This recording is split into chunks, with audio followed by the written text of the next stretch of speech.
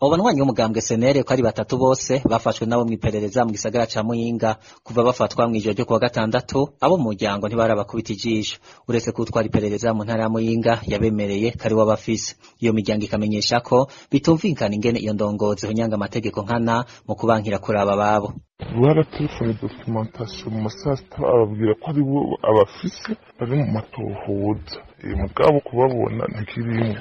Uruganda rwa RPA rwarondeye kumenya ico Havyarimana Felix arongoye iperereza mu ntara ya Muyinga abivuga ko, ariko tumaze kumubwira ikibazo yaciye aducira ku murongo wa telefone. Tubajije muri CNIDH batwemereye ko imiryango y'abo bantu imaze kubitura, kandi ku ruhande rwabo iyo dosiye batanguye kuyikorerako. Tubibutse ko abo banywanyi b'umugambwe SNL bafashwe ari Nibaruta Dieudonné yarajejwe akarangamutima no gukwiragiza ibikorwa vy'umugambwe SNL mu ntara ya Muyinga. Hakizimana Evariste yahungutse mu mpera z'ukwezi kwa 11 umwaka uheze, akaba yarangurira imirimo yiwe ahitwa ku Mukoni aho mu gisagara ca Muyinga, hamwe na Rwasasiriyake asanzwe ari umwigisha kw'ishuri shingiro rya Kaze Kibondo riri muri komine Muyinga.